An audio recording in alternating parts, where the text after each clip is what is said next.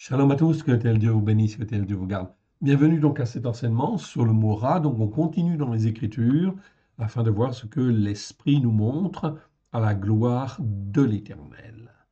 Remettons ces quelques instants à l'Éternel, notre Dieu, notre Père, si vous voulez bien. Père très saint, nous te rendons grâce en précieux nom de Yeshua.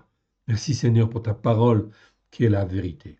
Étant ta main bienfaisante, tu nous as rachetés, Seigneur, par le sang précieux de ton Fils bien-aimé, afin que nous puissions être à toi, que nous puissions être formés, façonnés, afin de rentrer dans l'alliance que tu fis avec Abraham, Yitzhak, Yaakov, à la gloire de ton saint nom.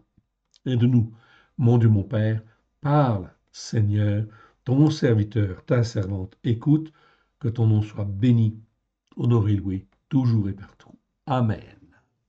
Allons donc, en fait, dans le texte, nous sommes arrivés donc à Jérémie 23,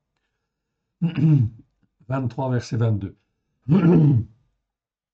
S'ils avaient assisté à mon conseil, ils auraient dû faire entendre mes paroles à mon peuple et les faire revenir de leur mauvaise voie, de la dégradation morale et spirituelle de leurs actions. On va commenter donc ce passage, mais avant, on va revenir en fait à la définition pour bien effectivement rentrer dans notre tête et dans notre cœur les racines hébraïques de la foi, afin que nous puissions nous familiariser avec les lettres hébraïques et de pouvoir, en fin de compte, mieux se débrouiller par la suite. Ok, donc ici, nous avons le mot ra, je vous l'agrandis pour que vous puissiez bien voir. Je pense que c'est bon, en fait, là. Ok. Voilà, vous voyez bien, je pense. Ok, donc on va laisser à cette taille, ça rentre. Ok. Donc ici, on étudie le mot ra. Ra, donc ici, c'est resh aïn, comme on le voit. 663 fois dans 623 versets, c'est un adjectif. Numéro Strong 07451. La première fois où on a ce mot-là, c'est dans Genèse 2.9. Genèse 2, où l'Éternel plante dans le jardin d'Éden. On reviendra sur la définition un jour sur le jardin d'Éden. Ok, très important. Où là, en fait, il plante l'arbre de la connaissance du bien et du mal, qui permet, en fin de compte, donc de connaître ce qui est bien et ce qui est mal devant Dieu, à la gloire, en fin de compte, de son saint nom. OK? Donc, le mot mal, en fait, existe là pour la première fois, et ra, en fin de compte, on peut dire la définition, c'est mal, mauvais, ce qui est mal, ce qui est mauvais, ce qui est laid, ce qui est gras, en fait, aussi. Selon les racines hébraïques anciennes, la racine resh aïn, ok, donc ici vous la voyez, je vous ai mis en fait en phonétique le nom, resh aïn, est l'emblème de tout ce qui est terrestre, opaque et mauvais. Généralement ce qui est mauvais, ok, et ça peut être terrestre en fait aussi. Ce qui est terrestre est destiné en fait à mourir, à brûler évidemment. Ok, voilà pourquoi ce qui est terrestre, ben, c'est pas, ça s'oppose au spirituel. Ok, donc effectivement c'est une bonne chose, ça nous permet effectivement de travailler, etc. Mais c'est pas en fin de compte suffisant. Ok, donc c'est le mal par essence, tant sur le plan physique, par exemple en fait les vaches laides dans les plaies d'Égypte, que moral ou spirituel, le mal qui s'oppose en fait au bien. On comprend très bien cette notion, effectivement. Donc la notion de mal en français et en hébreu, ok, donc se ressemble, bien que la notion de mal soit plus étendue en fait en hébreu qu'en français, oui bien sûr. Il existe une variante de ce mot en fait, ra, c'est ra'a. Donc on la voit en fait ici, Ra-A, ça se prononce, qui exprime d'abord, donc ça peut exprimer trois choses. D'abord le féminin de Ra, okay, Ra c'est mauvais en fait au masculin, Ra-A c'est mauvaise, c'est le féminin, tout simplement. Donc c'est la première solution effectivement pour le mot Ra-A. Le mot Ra-A en fait ici, ce même mot, avec les terminaisons Kamatz et, en fait vous le voyez en fait ici à la fin, Kamatz et, peut aussi exprimer ce qu'on appelle un mal augmenté. Donc la terminaison kamatz et est toujours intéressante. On la retrouve très souvent dans les écritures. Ok, c'est mal traduit et ce n'est jamais expliqué ou jamais bien expliqué. Mais souvent, c'est en fait ici une, comment dire, le sens du mot, mais dans une autre forme, une forme augmentée. Donc ici, comme le mot ra parle de mâle, eh bien effectivement, ra'a, ça pourrait être le mâle augmenté. On va donner en fait un exemple. Ok, lorsqu'on parle en fait d'une bête mauvaise, ok, si c'est le mot ra'a que l'on a, eh bien on ne traduira pas par une mauvaise bête, mais plutôt par une bête féroce, comme on le voit en fait ici. Une bête féroce plutôt que une mauvaise bête. Oui, c'est très bien. Et donc cette variante, ok, existe très souvent dans beaucoup de mots en fait ici, ok, en hébreu. C'est pour ça que c'est important de connaître cette variante. Et elle existe pour beaucoup d'autres choses aussi. On aura l'occasion effectivement d'en faire le commentaire. Ok, ce mot enfin, et effectivement, c'est très courant, notamment chez les prophètes, le mot ra'a, ok, donc c'est la troisième en fait solution en fin de compte ici, ou possibilité pour le mot ra'a, c'est en fait le mot malheur. Le mot ra'a est classé avec le même numéro strong que ra, ok, mais il existe au moins 284 fois dans les Écritures, on l'a retrouvé 284 fois. On le trouvera 70 fois rien que dans le livre en fait de Jérémie, où le mot ra'a, c'est-à-dire la forme allongée, se retrouve et exprime très exactement le malheur en fait dû à la désobéissance ou à la rébellion qui perdure dans le temps.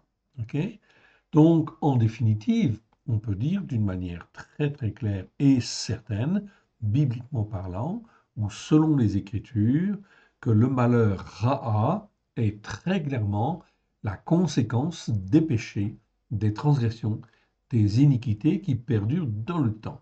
Donc ça, c'est une réalité biblique. C'est pas le malheur, c'est pas quelque chose qui peut arriver sans en fait être la conséquence de quelque chose. Non, c'est toujours la conséquence des péchés, des transgressions, des iniquités. C'est donc très important à comprendre. Pourquoi? Parce que l'Éternel Dieu est le Dieu du ciel et le Dieu de la terre. Il est le maître de toutes les circonstances. Donc rien ne se passe sur la terre sans, en fin de compte, que l'Éternel Dieu ne le permette pour une raison ou pour une autre. Donc le malheur, en fait, ici, il faut le retenir, c'est toujours la conséquence des péchés, des transgressions et des iniquités qui perdurent dans le temps. Donc ça, c'est très important, en fait, à retenir. OK. Et c'est biblique. OK, pas de problème. Ensuite, nous avons vu en fait le mot ra'a, c'est-à-dire j'ai la racine resh aïn et aïn en fait est doublé en fait ici. OK, donc c'est ra'a tout simplement. Ça c'est un verbe en fait ici, 83 fois dans 80 versets. OK, numéro strong 07489, première fois dans Genèse 19, 7. OK, et donc là comme c'est un verbe, il y a différentes en fait conjugaisons possibles. OK, et le sens peut varier en fait pour en fait une même racine. OK, donc quand c'est conjugué au cal, c'est-à-dire c'est une forme simple en fait en hébreu, c'est presque la plus courante. Ça veut dire être mauvais ou être mal. Par exemple, Moïse était mal, ok, à cause des péchés en fait des enfants d'Israël. Ok, donc là, c'est le verbe ra'a qui est utilisé. Ok, la deuxième forme qui est assez fréquente en fait aussi, c'est ce qu'on appelle le ifil. Ifil, c'est par principe faire en fait quelque chose. Ok, donc, c'est faire le mal ou faire du mal. Ok, donc, très important. Donc, dans ce sens-là, quand le verbe il est conjugué au ifil, ça veut dire faire le mal ou faire du mal.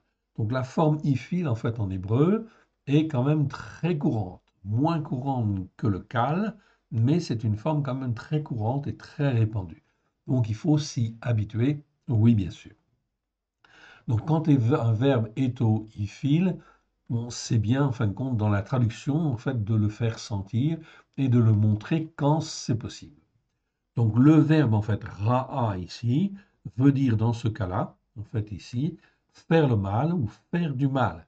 Quand Dieu dit, en fait, ici, je commence à faire du mal à mon peuple, ok, c'est le verbe ra'a qui est utilisé. Et oui, Donc en fait, Dieu, l'Éternel Dieu, commence à faire du mal. Oui, si les péchés, les transgressions, les iniquités en fait perdurent dans le temps, automatiquement, en fin de compte, l'Éternel Dieu va permettre, ok, que le mal en fait existe, le malheur existe, où il va faire le mal ou faire du mal, dans le but toujours, attention, ce n'est pas forcément pour faire mourir, car l'Éternel Dieu ne veut pas la mort du méchant, ok, même du méchant.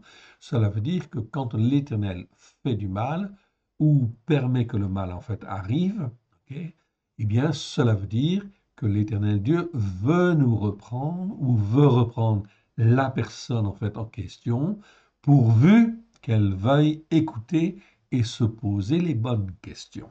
Ok. Donc c'est très important. On verra ce verbe-là, hein, ok, plus en détail.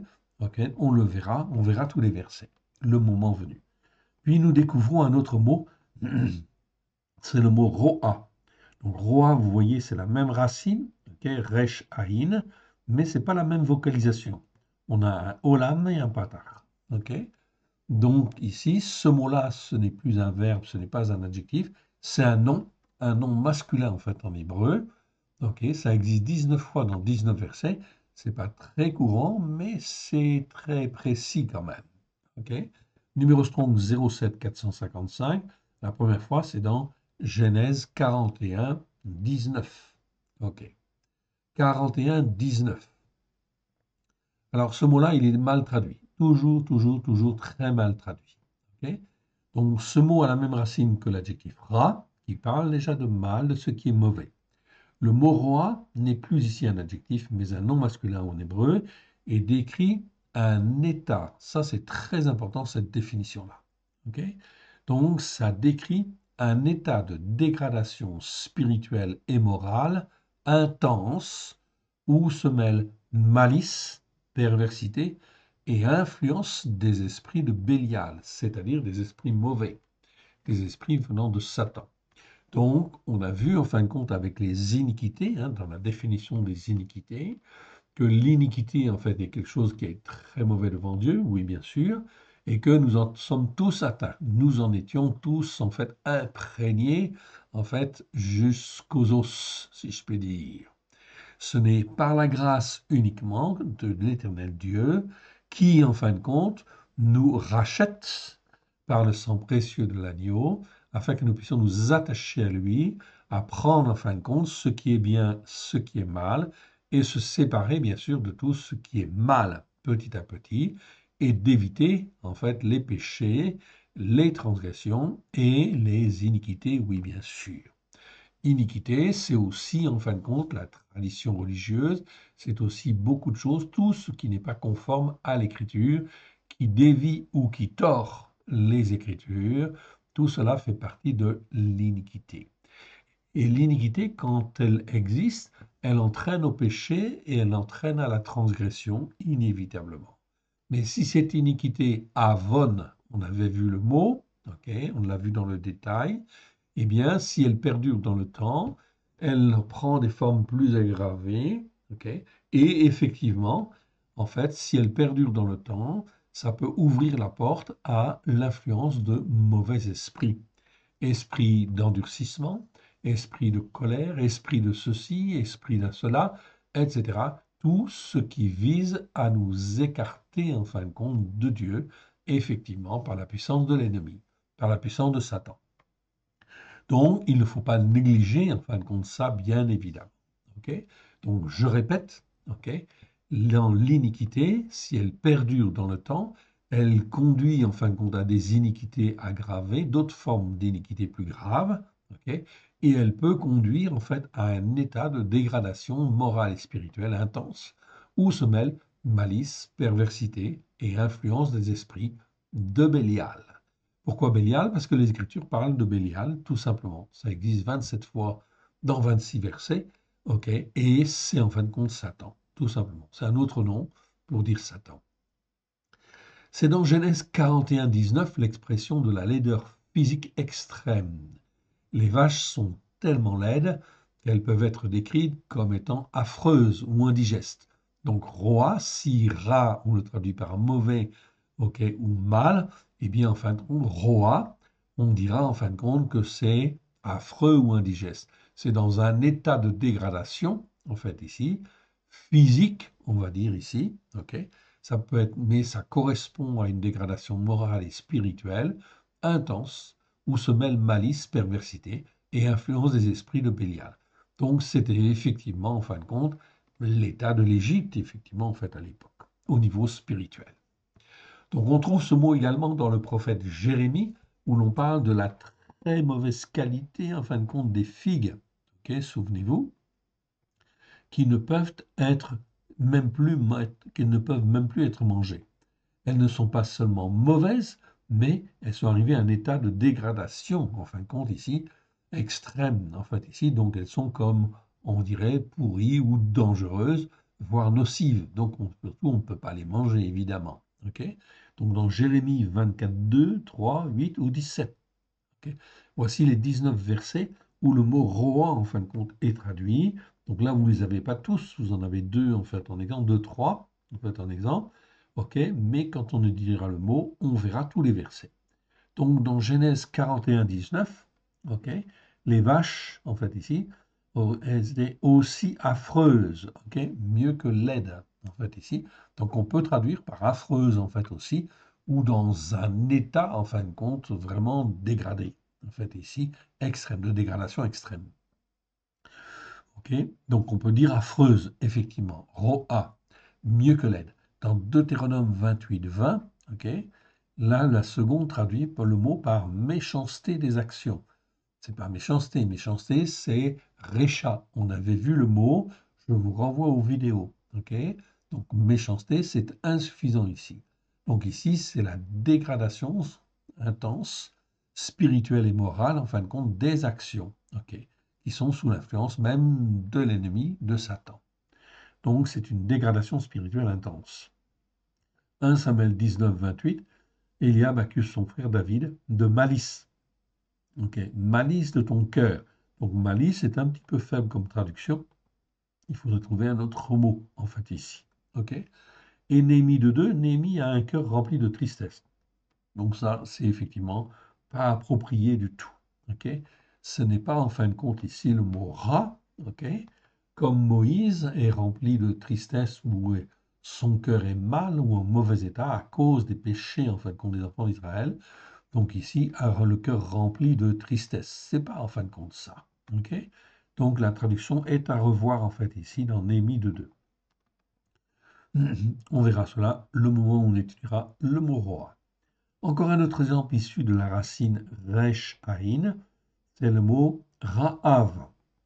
Donc ra'av, c'est avec un bet en fait ici. Ok. Donc la terminaison se fait en fait ici avec la lettre bet, qui est une racine composée. Okay, donc je ne rentre pas dans le détail, on verra quand on verra ce mot-là. Cette racine nous parle de la faim, okay, ou de l'état d'être affamé.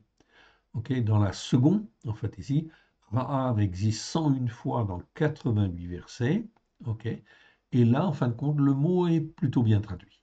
Okay, donc la première fois dans Genèse 12, 10, et il est traduit 89 fois par le mot famine et 12 fois par le mot faim, en fait, ici. Ok, donc faim, famine, c'est bon. Ok, donc la traduction est relativement correcte, en fait, ici. Ok, mais ce serait bien quand même de garder pratiquement le même mot. Ok, quand on peut mettre famine plutôt que faim, c'est aussi bien, en fait, ici, de manière à garder une certaine homogénéité dans le sens, en fin de compte, du mot, du début jusqu'à la fin. Enfin, le verbe ra'a. Donc très intéressant. Ici, le verbe ra'a, on a bien la racine resh aïn, et en fait ici, on a effectivement la lettre e. Et en fait, en hébreu, ok, c'est le symbole de la vie. Ok. Donc là, on a quelque chose en fin de compte de mauvais, on va dire, de mauvais ou d'opaque ou de terrestre, d'accord, dans le but de donner la vie, en fait, ici. Donc là, je décortique un petit peu la racine pour vous expliquer. Donc le verbe ra existe 173 fois dans 144 versets, c'est très intéressant. Numéro strong 07462.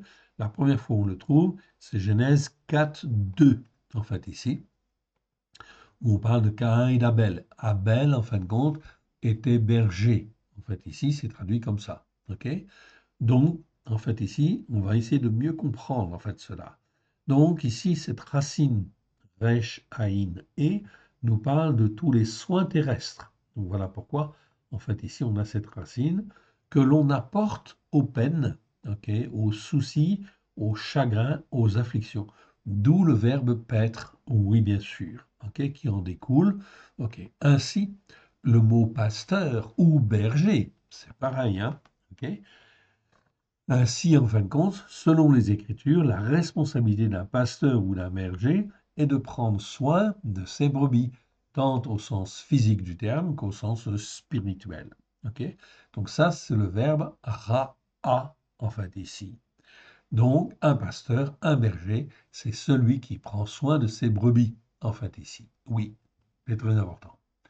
Voici d'autres mots, en fait, hébreux élevés sur la même racine. On les a vus la fois dernière. On va les revoir en fait cette fois-ci. On ne les reverra pas les autres fois, en fait ici, pour faire plus simple. Donc on a Resh, Aïn, Dalet. Resh, Aïn et Dalet. Ok, donc cette racine en fait ici nous parle de la peur ou l'état d'être effrayé. Et ça donne en fait le verbe, pardon, le nom en fait ici, masculin ou féminin, selon le cas, en fait ici. Donc on a des variantes. Ra'ad, ok, donc ça donne le mot ra'ad que vous trouvez dans les dictionnaires, en fait ici, ok, et qui, en fin de compte, dans Exode 15, 15, ok, où on traduit, c'est mieux de traduire, ok, un tremblement d'épouvante. Ça nous parle de tremblement, ok, de peur, mais pas n'importe quel tremblement, en fin de compte, c'est un tremblement de peur, en fait ici, d'effrayement ou d'épouvante, ok. Donc dans ce verset, c'est mieux de traduire un tremblement d'épouvante les saisit plutôt que simplement un tremblement les saisit. Ok. Donc c'est un tremblement d'épouvante en fait ici, ou de peur. De peur c'est un peu faible. Ok. Donc c'est un tremblement d'épouvante les saisit plutôt que simplement un tremblement les saisit. Donc parfois en fait compte en hébreu, ok, on a une signification. Le verbe en fait il a une signification, ok, bien claire en fait ici, ok. Et en fin de compte, cette signification, on n'a pas forcément en fait en français le mot la même correspondance. Ok. Donc il peut y avoir un décalage. Voilà pourquoi un mot en fait hébreu, parfois, eh bien c'est mieux de l'exprimer en fin de compte par un mot composé en fait ici. Ok. Ou une petite phrase très courte, le plus courte possible, ok, mais en fait de manière à saisir le sens du mot hébreu. Ok, donc ça, c'est très important, en fait, au niveau de la traduction. Malheureusement, en fin de compte, dans nos traductions, en fait, en français, dont nous disposons, en fait, la plupart du temps, eh bien, on n'est pas assez proche, en fin de compte, de l'hébreu ou de la signification. Voilà pourquoi il faut revoir et s'intéresser aux racines.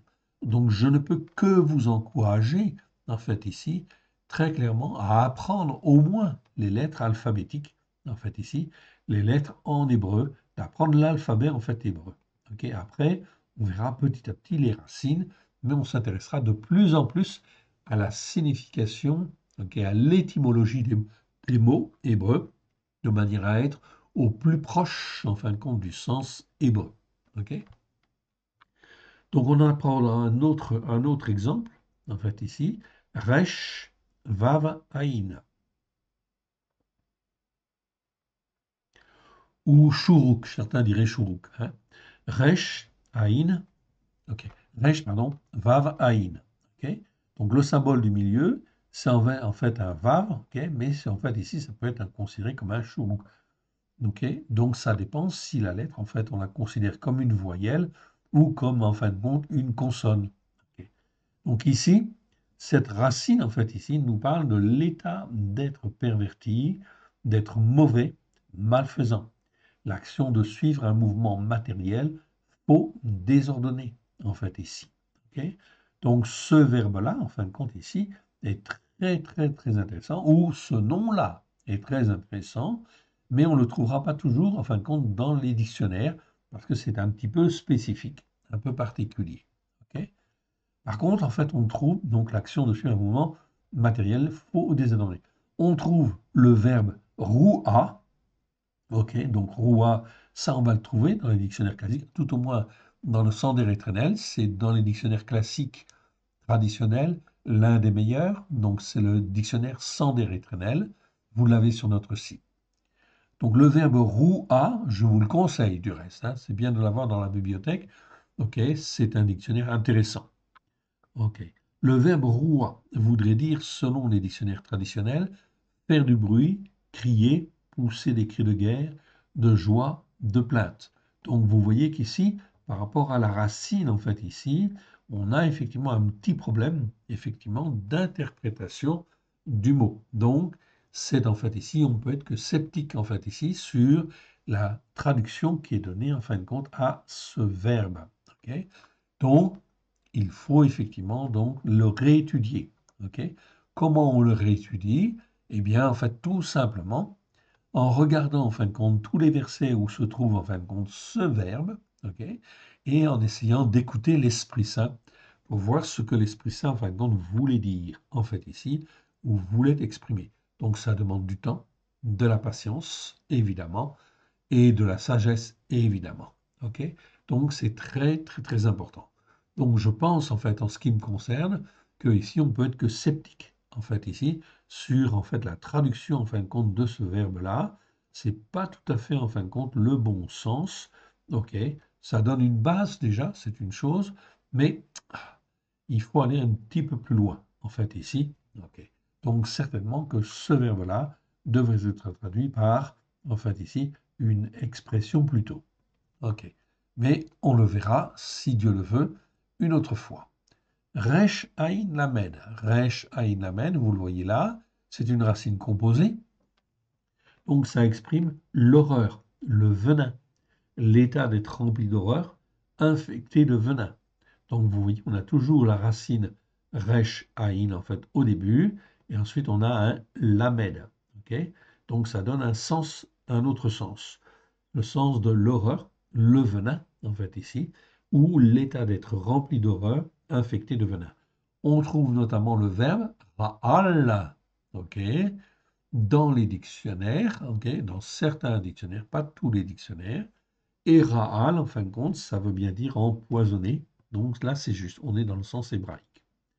Resh aïn tzadé, ok, une autre racine, ok, une autre racine. Je descends en fait un tout petit peu parce que je voudrais voir ce que j'ai en fait après. Bon, c'est bon. Ça n'est plus ici après. Donc, Resh Aïn Sadé, en fait, ici.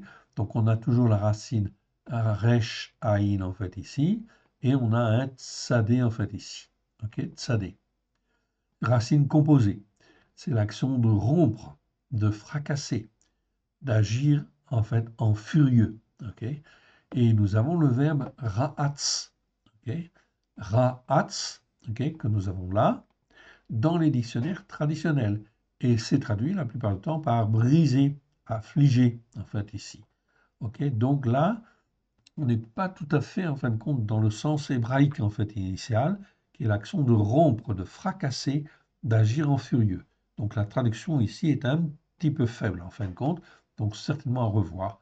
On verra tout ça quand on verra le mot si, en fait, Dieu le permet. Resh Aïn Shin. Ok, donc Resh Aïn, toujours la racine du mal en fait ici. Ok, et en fait ici, ça se termine avec la lettre Shin. Shin, en fait ici, c'est une racine composée, donc il faut étudier la racine composée aussi. L'action de frémir, de trembler, de frissonner. Ok, donc ça nous donne une petite idée ici très intéressante. On va trouver dans les dictionnaires, en fait, ici, traditionnels, Ra'ash, en fait, ici, qui est traduit, en fait, ici, par trembler. OK, donc là, c'est bon. Être, être ébranlé, ou le mot Ra'ash, en fait, ici, OK, qui nous parle d'un tremblement, comme d'un tremblement de terre, OK, bruit, tumulte. Donc, attention, effectivement, donc il faut toujours aller voir tous les versets, c'est mieux, en fait, ici. Mais ça demande beaucoup de temps. Ok, donc, c'est ce que nous faisons, nous, systématiquement, lorsque nous attaquons, en fait, un verbe, un mot, un adjectif, ok, un nom, nous prenons le nom et en fait nous le prenons dans son entier et on va voir en fin de compte dans tous les versets où en fait il se trouve afin de comprendre ce que l'Esprit en fin de compte de Dieu voulait dire. C'est la meilleure façon en fin de compte d'avancer et d'avancer d'une manière certaine. Ça demande du temps, beaucoup, beaucoup de temps, de patience en fait ici. Et ça nécessite d'écouter en fait ici l'Esprit Saint, d'apprendre à écouter l'Esprit Saint. De toute façon, en fait, il n'y a que lui, en fait ici, au travers de Yeshua, qui peut nous expliquer, nous révéler la parole de Dieu pleine de grâce et de vérité au travers de Yeshua. Donc, attention à ce que l'on fait. Donc, on revient en fin de compte ici dans notre verset. Nous étions au verset 22, en fait ici, et je vais reprendre à partir du verset 20. Nous sommes dans Jérémie, chapitre 23, et on reprend à partir du verset 20. Ok. Vous vous souvenez, on parlait des faux bergers et en fin de compte des faux prophètes. Ok. Donc là, on va en fin de compte regarder ce qu'il en est. Donc la colère de l'Éternel, donc je rappelle, nous sommes en fait ici en 2025.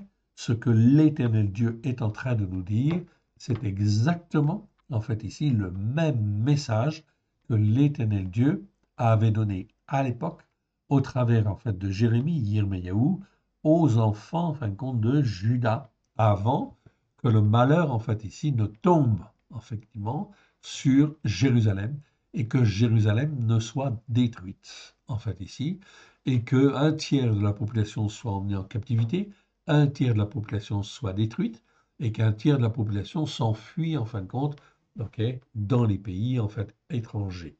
Ok.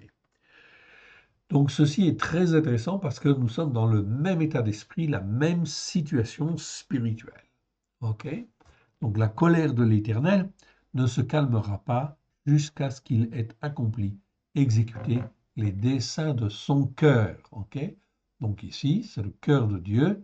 Ok. Et je retrouve en fait le mot lève, bien évidemment, que l'on connaît bien, qui existe en fin de compte 592 fois dans 549 versets. On n'a pas fait tous les versets, mais on a rencontré déjà très souvent en fait ici ce mot lève. Ok. Donc le mot lève, ça veut dire cœur. Donc c'est le cœur. Dieu en fait a un cœur. Nous, nous avons un cœur. C'est le siège des pensées. Ok, c'est pas le cœur physique, hein, c'est le cœur spirituel ou moral, si vous voulez. Ok, c'est le comment dire, c'est là où sont nos pensées, etc. Ok, évidemment. Exécuter les desseins de son cœur. Vous le comprendrez dans la suite des temps. Je n'ai point envoyé ces prophètes. Donc l'Éternel Dieu dit très clairement, je n'ai pas envoyé tous ces gens qui parlent en fait en mon nom et qui en fin de compte ne disent pas la vérité. Ok. Ils connaissent la parole de Dieu pour pouvoir la citer en fait ici, mais ils ne connaissent pas Dieu en fait ici vraiment pour écouter et mettre en pratique comme Dieu le veut. Verset 21, l'Éternel Dieu dit, je n'ai point envoyé ces prophètes, ils ont couru, c'est-à-dire qu'ils ont agi, ils ont en fin de compte prophétisé, ils ont en fin de compte avancé. Ok. Le Seigneur leur a permis de le faire, en fait ici, tout simplement parce qu'il y a des gens qui écoutent. Ok. Et l'Éternel Dieu sonde les cœurs, sonde les reins, mais il ne veut pas que son peuple soit entraîné en fin de compte dans l'erreur. Mais son peuple a la parole de Dieu et doit apprendre, ok, à respecter, en fait, à juger ce qui est bien, ce qui est mal. Donc c'est extrêmement important, la parole de Dieu, elle est là. Je ne leur ai point parlé et ils ont prophétisé. Regardez bien en fin de compte ce qui est dit au verset 22. Au verset 22, s'ils avaient assisté à mon conseil, ok, à mon conseil. C'est quoi le conseil en fait ici? Le conseil en fait ici, c'est le mot sod en fait ici. Sod, on ne l'a pas vu. Je ne crois pas l'avoir vu même une seule fois, donc je vais vous le montrer. Le mot sod, ok, qui s'écrit avec un samer en fait ici, un olam et un dalet, vous le voyez ici, ça n'existe que 21 fois dans 21 versets. Ok. C'est un mot très très très très important, très subtil. Ok. Donc, on le traduit ici par mon conseil. La seconde traduit par mon conseil, c'est acceptable. En fait, mon conseil, c'est, en fait, ici, c'est être dans l'assemblée intime de Dieu, dans l'assemblée privée de Dieu. Ok, c'est son conseil privé, si vous voulez. Si donc ces prophètes, s'ils avaient été dans le conseil privé de Dieu, jamais ils ne se seraient permis de parler et de prophétiser autre chose que ce qui est dans la parole de Dieu. C'est donc très très important. C'est pour ça que je vous dis, en fait ici, très clairement, si vous écoutez des prophètes ou si vous écoutez des bergers, de deux choses l'une. Ou ils écoutent la Torah, ils disent la Torah est la vérité, et dans ce cas-là, ils la mettent en pratique. Donc ça veut dire qu'ils font le Shabbat, ils font les fêtes de l'Éternel, etc., avec grâce et vérité au travers de Yeshua. S'ils font déjà ceci, vous pouvez en fait écouter. Mais s'ils ne font pas cela, attention, ça veut dire qu'ils sont pas, en fait, ici, dans le conseil, en fin de compte, de Dieu. Ils n'ont pas assisté au conseil de Dieu. OK? Parce que s'ils avaient assisté au conseil de Dieu, le Seigneur dit très bien, en fait, ici, regardez, en fait, ici, je réduis, en fait, ici. Je réduis, en fait, pour mettre un petit peu d'ordre. Hein? OK. Donc voilà. S'ils avaient assisté à mon conseil, ils auraient dû faire entendre mes paroles à mon peuple. Ok, mes paroles. Ok, et en fait les faire revenir de leur mauvaise voie. Donc là, je retrouve en fait le mot ra, en fait ici. Donc on étudie en fait en ce moment, qui veut dire mal ou mauvais, en fait ici. Donc de leur mauvaise voie. Ils ne sont pas sur une bonne voie, en fait ici. S'ils ne font pas le Shabbat, s'ils ne font pas les fêtes de l'Éternel, s'ils font Noël, en fait ici, on est sur une mauvaise voie dans ce cas-là. Ok? Donc tout cela, en fin de compte, est très très clair, en fait, et évident, évidemment. Donc il faut faire attention. Ok? Donc les vrais prophètes, ils ramènent, en fait, ici, les croyants sur la bonne voie, évidemment. Ok? C'est la seule manière de ne pas se laisser entraîner, notamment par ce qui va arriver, les faux prophètes, car il va y avoir beaucoup de faux prophètes, de faux bergers qui vont se déclarer. Ok. Ok. Et les faire revenir de leur mauvaise voie, de la dégradation spirituelle. Là, je retrouve en fin de compte le mot roa que l'on a étudié, ok, que je vous ai montré tout à l'heure. Ok. Donc, on a en fait le mot roa en fait ici. Donc, c'est resh aïn, mais la vocalisation est différente. Ok. Mais c'est bien roa. Donc, on est dans la dégradation morale et spirituelle de leurs actions en fait ici. Donc, on voit très très bien en fait ici. C'était exactement en fait contre le cas d'Israël. Oui, bien sûr, c'est pour ça qu'Israël a été en fait éliminé. Ok, en 722 avant Jésus-Christ. Ok, et là, en fin de compte, on est au moment de Juda, et ça va bientôt être la destruction, effectivement, de Juda, ok, et de Jérusalem, donc en 586 avant Jésus-Christ. Donc là, on est dans les années 600, hein, on va dire 620, 630, ok, dans ces eaux-là à peu près. Ok, donc les prophètes, ils doivent faire revenir, en fin de compte, les hommes, ok, à écouter la parole de Dieu avec grâce et vérité. Donc eux, à cette époque-là, ils font le Shabbat, ils font les fêtes de l'Éternel, mais il y a beaucoup, beaucoup d'hypocrisie. L'Éternel Dieu sonde les cœurs, ok, et les prophètes sont là pour ramener sur la bonne voie, en fait, ici. Donc, c'est pas très agréable, en fait, à entendre, mais c'est, en fait, très clair, en fait, ici. Donc, les malheurs, en fin de compte, vont venir, oui, bien sûr, car qui, en fait, dit péché, dit transgression, dit iniquité, qui perdure dans le temps, ça entraîne automatiquement des malheurs qui vont venir. Voilà pourquoi les malheurs, en fait, ici, nous sommes en 2025, on a vu déjà, en fin de compte, l'expression de la colère de Dieu au travers des inondations, au travers, en fin de compte, du feu, au travers, en fin de compte, des différents événements qui ont eu lieu, des attaques au couteau, ok, de la grenade, en fin de compte, dans les bars, en fait, comme à Grenoble, etc. Tout, c'était l'expression, en fait, de la violence due à des gangs, en fait, ici, ou l'expression du terrorisme, en fait aussi, quelque part. Toutes ces choses-là ne sont que, jusqu'à maintenant, les prémices de ce qui va arriver, de l'épée, de la famine et de la peste. Le Covid, en fait, ici, ou la Covid, les gens veulent dire la Covid, bon, ça là, c'est pas un problème, ok? Donc, effectivement, la Covid, c'est comme une peste, c'est en réalité une peste.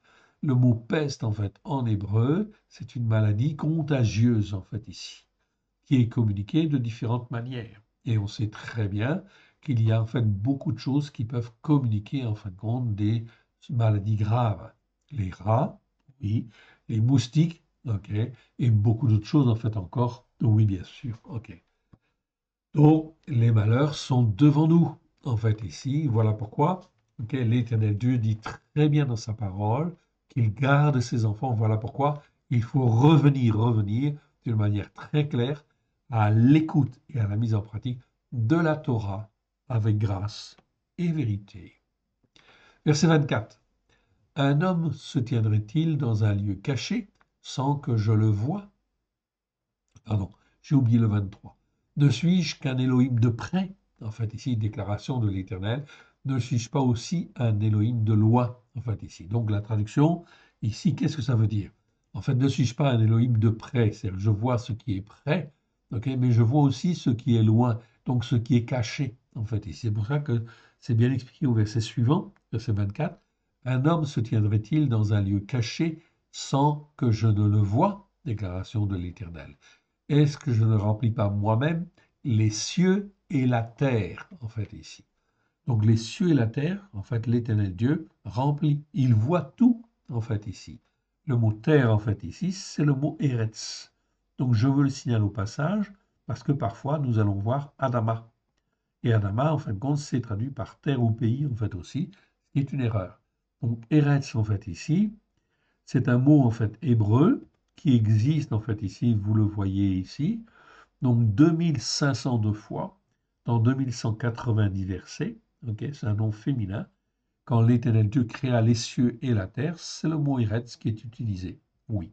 Donc c'est la terre physique que nous voyons, c'est le globe terrestre, etc.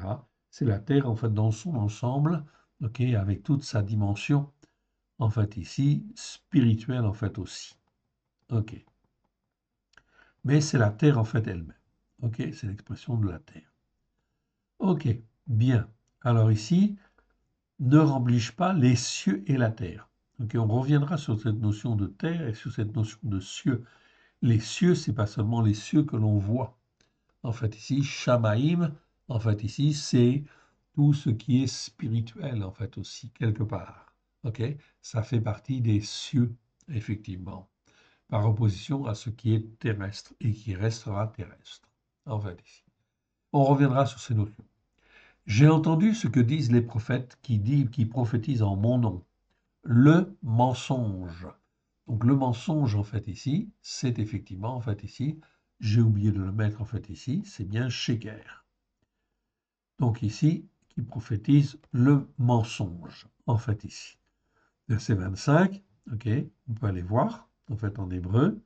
Donc si on va voir verset 25, ok, verset 25, ok, eh bien, je trouve bien le mot Sheker, vous l'avez là. Ok, Sheker. Donc on a bien effectivement ici le mot en fait en hébreu. Donc j'ai bien le mot mensonge. Ok. Donc ici, ok, c'est bien mensonge, le mensonge.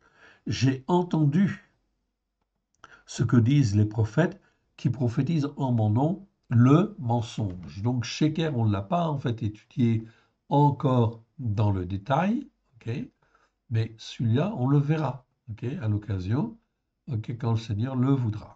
Ok, donc Sheker, bon, je vous le montre, je vous l'agrandis juste pour vous le montrer. Donc Sheker, c'est en fin de compte, ok, ça existe effectivement donc 113 fois, en fait ici, dans 109 versets, ok. Donc Sheker, en fait ici, j'ai oublié fait une petite faute, donc je la corrige en fait ici, Sheker, ok, je retrouve en fait ici Sheker, voilà, donc j'ai corrigé. Donc le mot Sheker, en fait, ici, ça s'écrit avec un shin, un kof, un resh. On verra en fait les mots le temps voulu. Ce mot-là, en fait, existe 113 fois dans 109 versets. Ok, c'est pas toujours traduit par mensonge, donc on le verra en fait aussi dans le détail, celui-là. Donc ici, il prophétise le mensonge.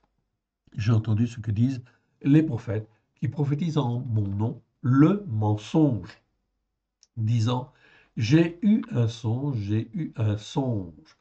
Souvent, en fin de compte, dans les églises, vous entendez, en fin de compte, j'ai eu un songe, j'ai eu un songe, j'ai eu un songe. Et ils donnent en fait le songe en fait qu'ils ont eu en fait ici. Mais attention, est-ce que ce sont des hommes et des femmes qui sont sur les racines hébraïques de la foi? Est-ce qu'ils enseignent le Shabbat? Non. Ou les fêtes de l'Éternel? Non, la plupart du temps. Donc ça veut dire qu'ils sont déjà sur une base de mensonges. Ok. Donc il faut être extrêmement prudent dans ce qu'ils peuvent recevoir, car au départ, ce sont des prophètes de mensonges, en fait, ici. Donc, il faut faire très, très, très attention, en fait, ici, évidemment. Jusqu'à quand ces prophètes prophétisent le mensonge?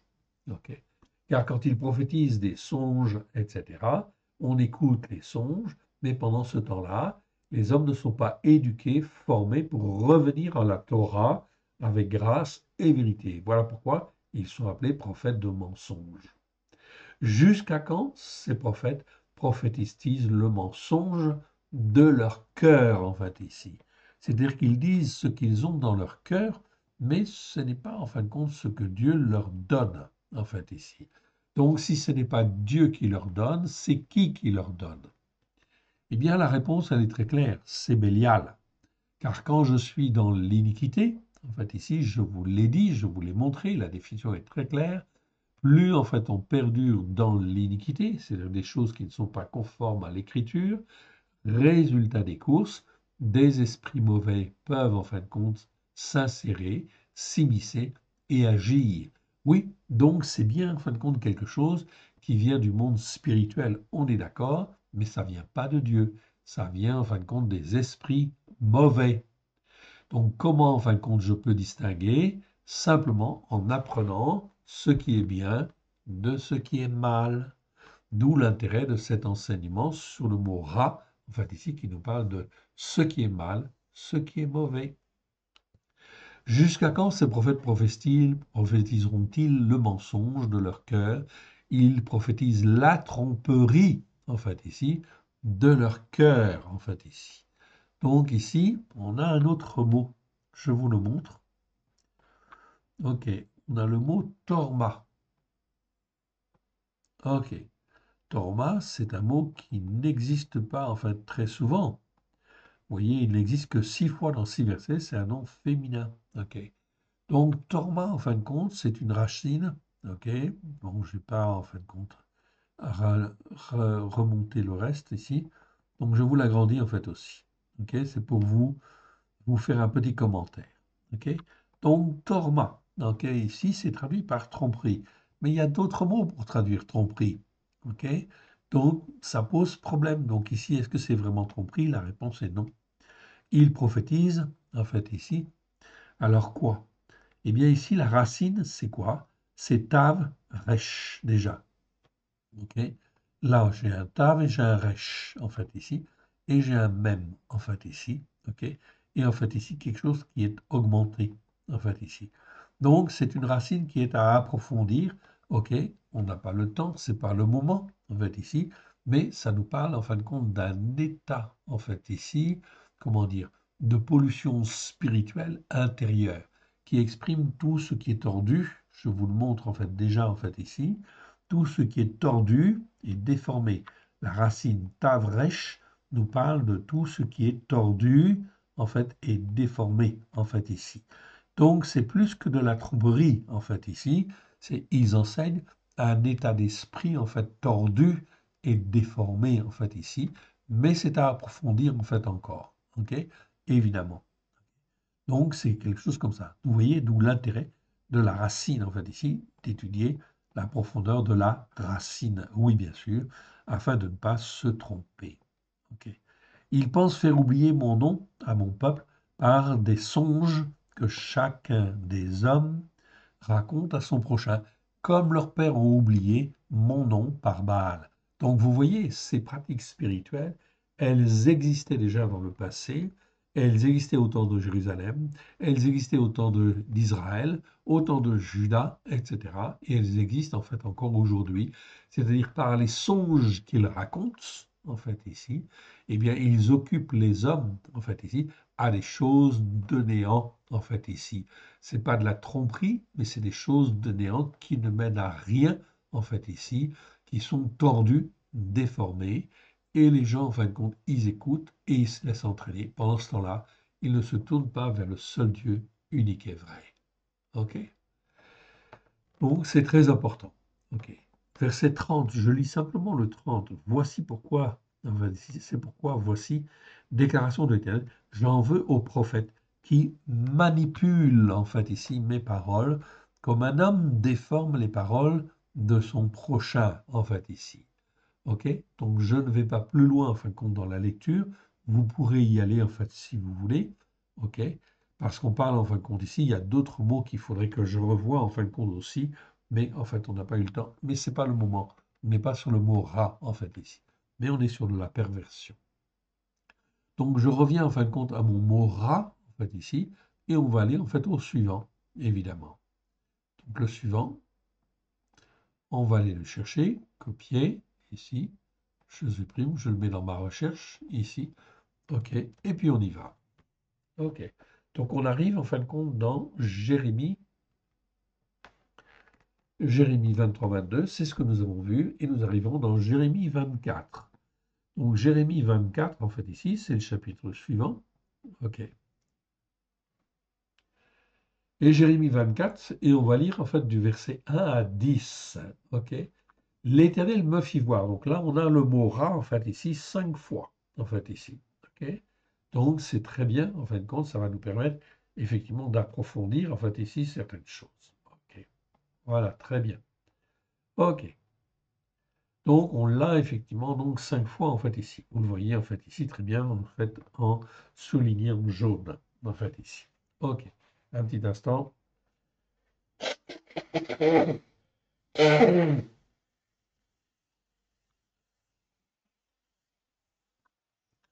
Alors, l'Éternel me fit voir 2 paniers de figues. Justement, on parle des figues.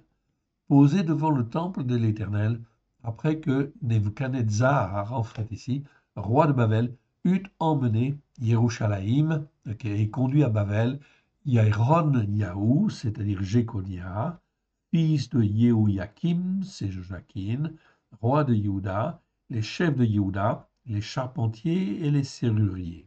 Ok. Donc, très important en fait ici, on voit déjà que Nebuchadnezzar, il est déjà venu. Donc ici, c'est pas Nebuchadnezzar comme dans la seconde, hein, c'est Nebuchadnezzar. Donc la vocalisation en fin de compte de ce nom est différente dans certains versets.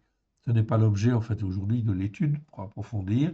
Ok, on est enfin dans ce qui est mal et le malheur. Alors on continue. Verset 2. L'un des paniers contenait des très bonnes figues. Donc malgré tout, en fait ici, malgré la corruption il y avait en fin de compte ici, en fait, un panier de très bonnes figues, comme les figues de la première récolte, et l'autre panier de très mauvaises figues. Donc là, en fait ici, on a le mot mauvais, en fait ici, qui apparaît. C'est le mot rat, en fait ici. Ok. Très mauvaise figue. Je vous le montre. OK. Vous le voyez, c'est bien le mot rat que j'ai en fait ici, pas de problème. Donc je traduis par mauvaise, c'est bien. Et puis en fin de compte, j'ai le mot en fin de compte ici, méod, OK, méod en hébreu, OK, c'est très en fait ici, OK. Donc ici, on le traduit par très mauvaise figue, donc très bien. En fait ici, c'est une très bonne chose. OK, ici. Donc très mauvaise figue. Une très mauvaise figue, ben, vous voyez bien, en fait, on s'imagine bien ce qui se passe en fait ici avec ces figues très mauvaises. Qu'on ne pouvait manger. Alors vous voyez, ok, elles sont indigestes, on ne peut pas les manger. Donc à cause de leur dégradation, en fait ici. Et là, je retrouve en fait ici, ou très mauvaise qualité, on peut traduire aussi par très mauvaise qualité. Mais c'est le mot roa, en fait, dont on a parlé tout à l'heure. Je le retrouve en fait ici, roa, en fait ici, Roa, le resh aïn avec la vocalisation un peu spéciale, en fait ici, ok, olam patar, et effectivement, donc là, je suis bien dans la dégradation, en fait ici, que je peux traduire par très mauvaise qualité, si on veut. Mais c'est mieux de parler de dégradation, ok, dégradation spirituelle, ok, c'est mieux, ok, ça a plus de sens par rapport, en fin de compte, au spirituel, oui, bien sûr, ok. Donc, très mauvaise dégradation, puisqu'on parle en fait des hommes. Les figues, là, ce sont des hommes, en réalité. L'Éternel me dit, que vois-tu, Yirmiyahu? Je répondis des figues. Les bonnes figues sont très bonnes, les mauvaises sont très mauvaises. Donc là, je retrouve le mot rat, ok? Donc les mauvaises, rat, sont très mauvaises, rat, et ne peuvent être mangées à cause de leur dégradation. Donc là, on voit très très bien, effectivement, le sens, en fin de compte, du mot roa, en fait, ici. Vous voyez qu'en regardant, en fin de compte, différents versets et l'explication, en fait, qui nous est donnée, généralement, la parole de Dieu, elle va expliquer le sens.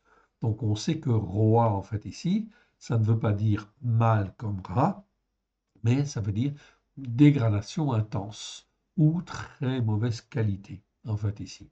Donc la vocalisation différente de, en fait, de ces deux lettres, resh, aïn, donne en fait une augmentation dans le mal ou la dégradation spirituelle. Ok? Donc là, on parle bien de dégradation spirituelle. Donc ça, c'est très intéressant. Voilà pourquoi, en fait, je dis, en fin de compte, très souvent, lorsque vous voulez étudier, en fait, un mot, ok, vous prenez le mot et vous le regardez dans tous les versets. C'est ce que nous avons fait avec le mot avon, avec le mot avla, avec le mot avon, et aven, pardon, avec le mot tzedaka, le mot mishpat, etc. Même si les mots sont très nombreux, et en fait, marqués de très nombreuses fois, plus de 400 fois, par exemple, eh bien, nous avons fait tous les versets de manière à avoir un sens exact, en fait, ici, et précis des différents mots. OK. Donc ici, on a bien le sens. La parole de l'Éternel me fut adressée en ces mots. Ainsi parle l'Éternel, l'Élohim d'Israël. OK. Comme donc, la même chose, on aurait pu dire Elohé Yisraël, en fait, ici, bien évidemment. Donc ça, on ne l'a pas corrigé, en fait, encore. OK. On ne les a pas tous faits, en fait, ici. Mais ça viendra. Ainsi parle l'Éternel, l'Élohim d'Israël. Comme tu distingues, ok, donc je vais le faire devant vous quand même. Donc ici c'est Elohé, Elohé, et en fait on a Yi, Sra, El. Ok, voilà, c'est ça. Donc ça veut dire Dieu d'Israël, oui, bien sûr. Ok, donc je le corrige devant vous. Ok, comme ça vous l'aurez. Voilà. Ok, donc l'Éternel, c'est Elohé Yishraël.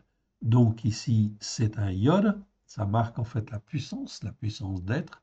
Sra, c'est le verbe en fait Sarah, qui veut dire combattre. Combattre avec, c'est pas un verbe très courant, il n'existe que deux fois dans les Écritures. Et elle, c'est Dieu, en fait, ici. OK? Donc, Israël, je copie, en fait, ici, juste un instant. Je copie, en fait, je mets mon accent. OK? Parce que j'aime bien que ce soit le plus parfait possible. Donc, j'ai bien Yishraël. Donc, Yishraël, c'est en fait celui qui combat avec Dieu. Comme Jacob, en fait, ici, il s'appelle Jacob, puis il va recevoir le nom de Israël. Israël, pourquoi? Parce qu'il a combattu avec Dieu. Donc, Israël, le sens spirituel du mot Israël, c'est celui qui combat avec Dieu et non pas contre Dieu. Comment en fait on combat avec Dieu quand on est un avec le Père et un avec le Fils? Comme Yeshua l'a dit dans Jean 17, je leur ai donné la gloire que tu m'as donnée, afin que eux soient un comme nous sommes un. Comment on peut être un avec le Père si on n'adopte pas la même Torah, évidemment. Donc l'Éternel Dieu nous a donné le moyen, au travers de la Torah, d'écouter et de mettre en pratique, afin d'être formé, façonné, d'être un avec lui, par grâce et vérité, au travers de Yeshua, et donc en fait être l'Israël de Dieu. Donc l'Israël de Dieu, ce sont les croyants qui écoutent et qui mettent en pratique avec grâce et vérité la Torah.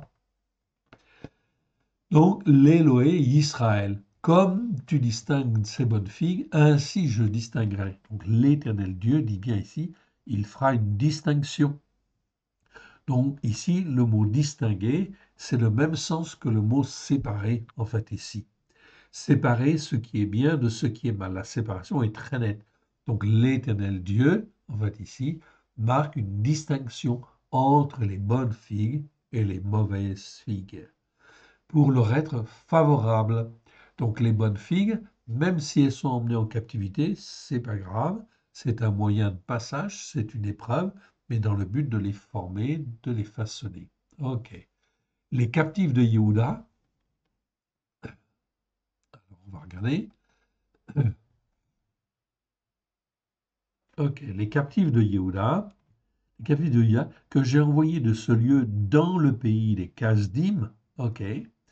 Dans le Kasdim, donc là c'est en fait Eretz, je vois bien en fait ici le mot Eretz, que l'on traduit par pays, c'est très bien. Donc Eretz, c'est soit la terre, soit le pays. Ok. Donc on ne peut pas toujours traduire en fait par terre. Donc ici, je ne peux pas dire j'ai envoyé de ce lieu, ok, dans la terre des Kasdim. Ok. Donc ça pourrait dire mais ça coule pas bien en fait ici. Donc on dit le pays et c'est très bien. Ok. Donc on peut dire le pays. Donc Eretz, c'est en fait la terre ou le pays, en fait ici. Ok, donc retenez-le, on en aura besoin. Donc dans le pays des Kasdim, en fait ici, donc des Chaldéens. Je les regarderai d'un œil favorable, dit le Seigneur, et je les ferai revenir. Ok, mieux que ramènerai. Dans la seconde, c'est traduit par ramener. Donc on peut traduire par ramener. Hein. Ok, je vais vous montrer quelque chose ici. Ok, donc dans l'hébreu, en fait, ici, donc on peut traduire par ramener. Je les ramènerai, en fait, ici. En français, c'est possible. Mais c'est mieux de dire je les ferai revenir. Pourquoi? Parce qu'en fin de compte, ici, c'est un ifil. Ok, donc ifil, c'est faire faire. Donc c'est les faire revenir. C'est plus proche, en fin de compte, de l'hébreu et c'est un accompli, en fait, ici. Donc c'est une conjugaison verbale qui veut dire que c'est un fait, c'est déjà arrêté. Ok? Donc c'est déjà accompli. C'est déjà en fin de compte dans ma tête, en fait ici dans mon cœur. Dieu dit dans ma tête et dans mon cœur, c'est déjà fait. Ok? S'ils écoutent et s'ils mettent en pratique. Donc c'est ça qui est très important de bien comprendre. Donc ici c'est mieux de traduire par faire faire. Ok? Donc là on est dans vraiment dans ce qu'il y a de meilleur, en fait, ici. Je les regarderai d'un œil favorable et je les ferai revenir dans ce pays. Ce pays, en fait, ici, c'est le mot, en fait, Eretz aussi. J'aurais pu le mettre, je ne l'avais pas mis, mais en fait, ici, c'est bien le mot, en fin de compte, Eretz. Je n'ai pas besoin d'aller vérifier dans le texte hébreu, il faut le vérifier, ok?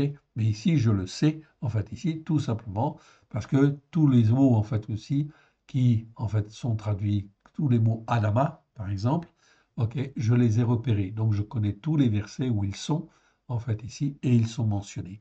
Ici, je n'ai pas le mot Adama, c'est le mot, en fin de compte, Eretz, qui existe. Ok, donc, en fait, ici, on traduit par pays, c'est très bien. Je les regarderai d'un œil favorable, je les ferai revenir dans ce pays, donc physiquement, ok. Je les établirai, ok. Là aussi, c'est un accompli, donc c'est une chose certaine, ok, qui se fera d'une manière certaine, ok. Donc là, on est dans la conjugaison des verbes. Donc dans les traductions françaises, vous ne trouvez jamais, en fin de compte, ces choses-là et ces variantes. Et je ne les détruirai plus, en fait, ici, évidemment. Je les planterai. Là, c'est un accompli, en fait, aussi. OK? Donc, c'est une certitude, en fait, ici. OK? Je ne les arracherai plus. OK? Là, c'est un inaccompli, en fait, ici.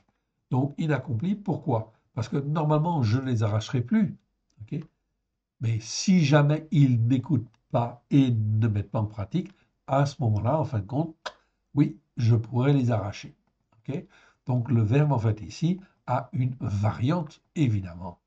Même chose, en fait, ici, je ne les détruirai plus, en fait, ici, c'est un inaccompli et pas un accompli. Pourquoi? Parce que je vais les faire revenir, ok, je vais les établir, ok, et je ne les détruirai plus, en fait, ici, s'ils écoutent et s'ils mettent en pratique.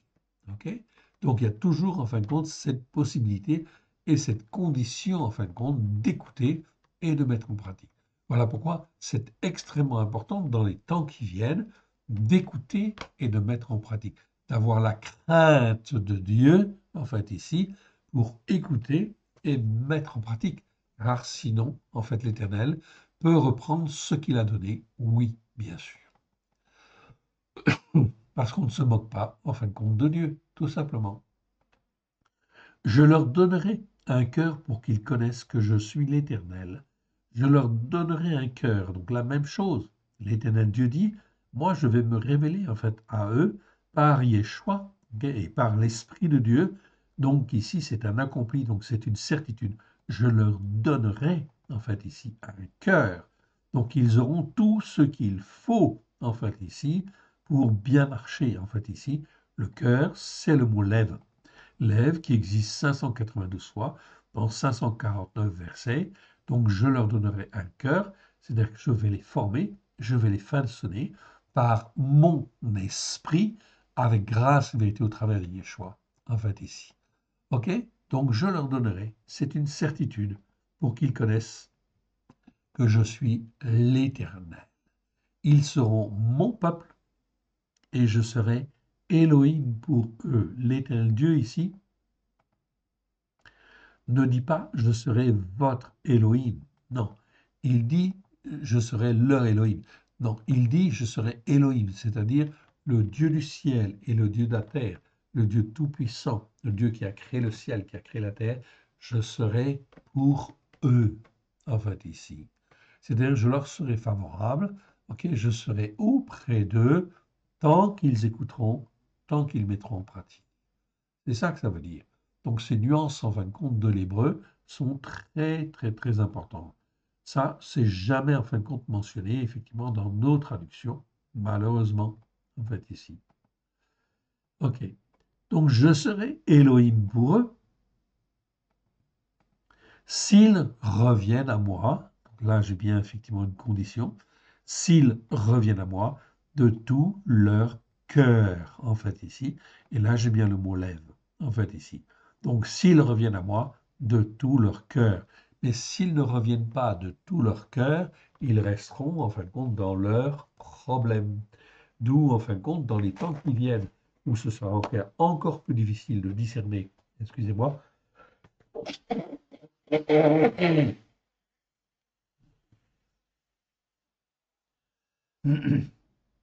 où ce sera encore plus difficile de discerner ce qui est bien et ce qui est mal, c'est extrêmement important en fait de revenir en fait à Dieu de tout notre cœur.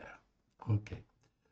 Et comme les mauvaises figues, en fait ici, mauvaises donc c'est mora, mauvaises figues qui ne peuvent être mangées à cause de leur très mauvaise qualité ou de leur dégradation, je préfère dégradation, en fait ici, c'est mieux que très mauvaise figue, très mauvaise qualité. Ok, c'est pas mauvais, hein, très mauvaise qualité. Hein, on peut laisser, hein, ok. Mais je préfère en fin de compte ici dégradation, parce que la dégradation en fait ici nous parle bien de l'état spirituel justement des personnes en fin de compte concernées en fait ici.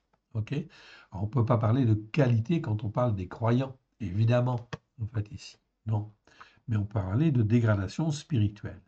Donc ils ne peuvent être mangés à cause de leur dégradation, en fait, spirituelle, en fait, ici. Ok, dit l'Éternel. Ainsi ferai-je devenir Tzidkiaou. Tzidkiaou, c'est Sédécias. Sédécias, c'est le roi de Juda, en fait, ici, le dernier roi de Juda, qui, en fin de compte, a été averti par Jérémie, qui, en fait, ne savait pas trop sur quel pied danser, puis, en fin de compte, il n'est pas revenu. Donc, il a été considéré comme il n'est pas revenu, ok, il était hésitant, en fait, ici, et bien, résultat des courses, en fin de compte, il a fini comme étant une très, très mauvaise figue, de très mauvaise qualité, dans la dégradation spirituelle intense. Ainsi ferai-je devenir Tzidkiyahu, roi de Juda, ses princes et le reste de Jérusalem, ceux qui sont restés dans ce pays, ceux qui habitent dans le pays de Mizraïm. Donc, ils se sont enfuis, en fin de compte, un certain nombre d'entre eux se sont enfuis, en fin de compte, en Égypte, oui, bien sûr. Mais, ok, est-ce que parce qu'ils fuient en Égypte, ils sont sauvés? Non. L'Éternel Dieu voit tout et en fait ici va les récupérer en fait là-bas. Donc l'Éternel Dieu va déplacer justement Nebuchadnezzar jusqu'en Égypte afin de récupérer en fin de compte ici tous les Juifs qui sont partis en fait là-bas, en fait ici, et qui se sont enfuis pour soi-disant échapper au fléau de Dieu. Je les rendrai un objet d'effroi, en fait, dit l'Éternel. Là, je retrouve en fin de compte le mot rat, ok, le mot rat en fait que nous étudions, ok, je les rendrai un objet d'effroi, ok, mais en réalité c'est le mot ra'a en fait que l'on a là, ok, donc c'est la forme allongée de rat, c'est bien malheur, je les rendrai un objet d'effroi, de malheur pour tous les royaumes de la terre, un sujet d'opprobre, de sarcasme, de raillerie et de malédiction dans tous les lieux où je les chasserai. C'est-à-dire qu'ils seront poursuivis partout, en fin de compte, dans le monde, quel que soit l'endroit. Ils seront poursuivis. Pourquoi? Pour ne pas avoir écouté, ne pas avoir mis en pratique comme l'Éternel Dieu le veut, en fait, ici. Donc, c'est la situation, en fin de compte, ici, des enfants d'Israël de par le monde. Ok, voilà pourquoi ils ont à se repentir, de revenir vers l'Éternel, d'écouter la parole de Dieu avec grâce et vérité au travers de Yeshua. Ok, j'enverrai parmi eux l'épée, en fait, ici.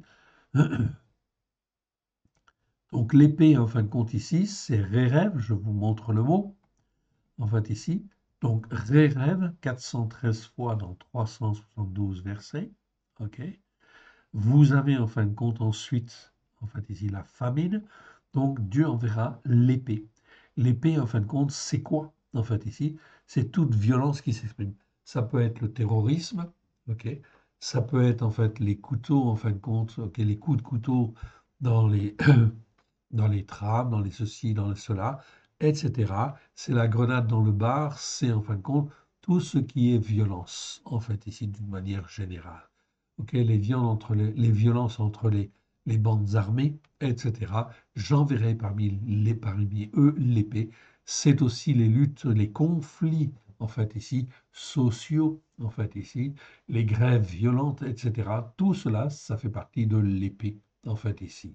Donc, ce que nous avons vu jusqu'à maintenant, c'est rien par rapport à ce qui va venir.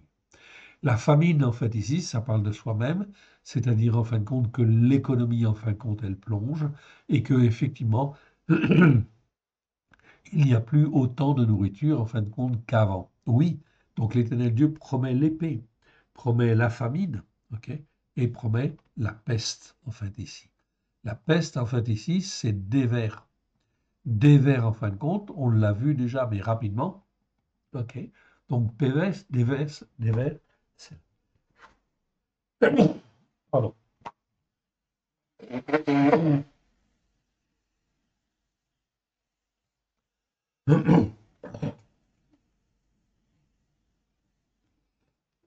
Donc, dévers, c'est en fait traduit par peste en fait dans la Bible, ok, mais c'est toute maladie contagieuse en fait ici, toute maladie qui se répand.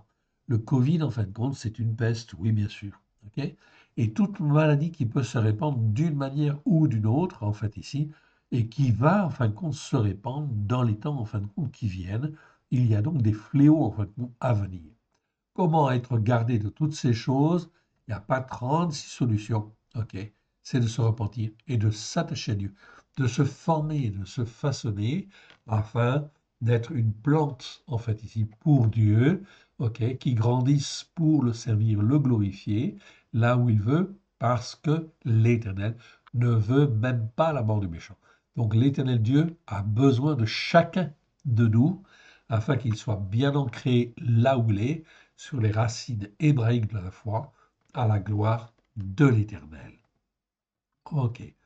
Donc ici, on a bien effectivement l'épée, la famine et la peste. Ok. Et en fin de compte, j'avais un petit commentaire en fait ici, petite U en fait ici.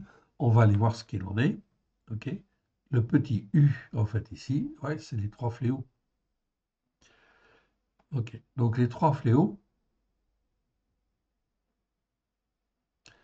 Ok, j'agrandis un petit peu ça. Je montre en fait ici la définition. Donc je ne vous le montre pas dans le détail en fait ici. Je ne vais pas tout vous montrer. En fin de compte, ce serait trop long. Et ici, on parle des trois fléaux. Ok. Voilà. Donc les trois fléaux, c'est l'épée, la famine et la peste, sont mentionnés dans plus de 26 versets comme des châtiments de la désobéissance et de l'insoumission qui perdurent aux enseignements de la Torah. Voici les principaux. 2 Samuel 24, 13, en fait ici. Donc on parle en fin de compte de la famine, de la peste, en fait ici. Ok. Et en fin de compte de l'épée, en fait ici. Ok. Donc ici sous différentes formes. Ok. Dans 2 Samuel 24, 13, on parle de la famine. Donc Dieu propose en fin de compte à David trois fléaux, la famine, l'épée, en fait, ou la peste, en fait ici. Salomon, en fin de compte aussi, parle de la famine, de la peste et des ennemis, etc. Et on va en fin de compte avoir tout un certain nombre de versets. Ici, je vous le déroule en fait simplement si vous voulez faire des copies d'écran. Ok, pas de problème. Donc là, on a effectivement en fin de compte tous les 26 versets où se trouve mentionné la peste, la famine, ok, et l'épée. Ok. Donc, ça a toujours existé, en fin de compte, à différents niveaux. Et là, vous avez 26 versets, effectivement, qui parlent effectivement de la peste, la famine et de l'épée. Surtout, en fin de compte, dans Jérémie. Hein. Dans Jérémie, c'est très, très, très, très fréquent, effectivement, en fait, ici. Vous l'avez sous les yeux, je vous le défile, pour que vous ayez, en fin de compte, la possibilité de le voir, de l'enregistrer, de faire pause. Et de faire des copies d'écran si vous le voulez, en fait, ici. Donc, je termine, en fait, ici. Jérémie 44, 13, Ézéchiel 5, 12, Ézéchiel 5, 17, Ézéchiel 6, 11, Ézéchiel 6, 12, 7, 15. OK. OK. Voilà. Ici, dans Ézéchiel 14, 21, on parle même de 4 châtiments. Il y aura un reste, en fait, ici. OK, donc là, c'est encore, en fait, encore plus accentué.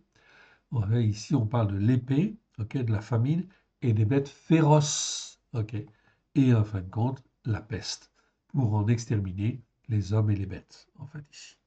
Donc, vous voyez, en fin de compte, ici, tout un programme, effectivement, OK, de malheur et de sanctions que l'Éternel, en fin de compte, utilise, a utilisé déjà, utilise et va utiliser en fait encore, dans le but, en fin de compte, de ramener son peuple à l'écoute et à la mise en pratique, ok, comme lui le veut.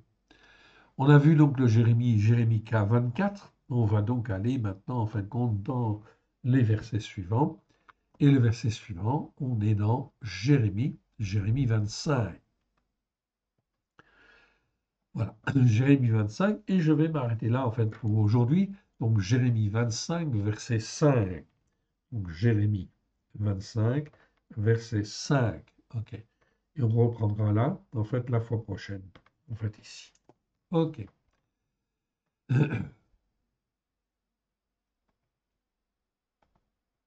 Voilà. Remettons ces enseignements au Seigneur. Père très saint, nous te rendons grâce dans le précieux de choix. Merci pour tout ce que tu nous as donné aujourd'hui. Nous te rendons grâce dans le précieux nom de Yeshua, ton Fils bien-aimé. Merci Seigneur. Que ce qui n'est pas de toi dans cet enseignement, oui, s'en aille dans le nom de Yeshua. Oui Seigneur. Que ce qui est de toi soit moins de grâce et de vérité au travers de Yeshua, ton Fils bien-aimé. et puisse trouver dans chacun de nos cœurs un terrain favorable afin de te servir, te glorifier, toi le seul vrai Dieu. Que tu nous formes, que tu nous façonnes comme toi tu le veux, afin que nous puissions te servir, toi le seul vrai Dieu, comme tu le veux à la gloire de ton Saint-Nom, dans les temps qui viennent. Parle, Seigneur, ton serviteur, ta servante écoute pour faire ta volonté, les œuvres que toi tu as préparées d'avance, afin de te glorifier, toi le seul vrai Dieu, et celui que tu as envoyé. Merci, Seigneur, pour les temps que tu nous fais vivre. Oui, Seigneur, car, Seigneur, tu veux sauver. Tu es le Dieu de la vie. Oui, Seigneur, et tu veux sauver tout ce qui peut être sauvé. Oui, Seigneur, cela nous dépasse. Oui, Seigneur, mais tu es là, Seigneur, et c'est toi qui nous guides, qui nous forme, qui nous façonne, afin que nous puissions être à toi, comme toi tu le veux. Nous te rendons grâce dans le précieux nom du Yeshua. Merci, Père. Merci, Yeshua. Merci, Esprit Saint. Amen. Que Dieu vous bénisse et que Dieu vous garde. Shalom à tous.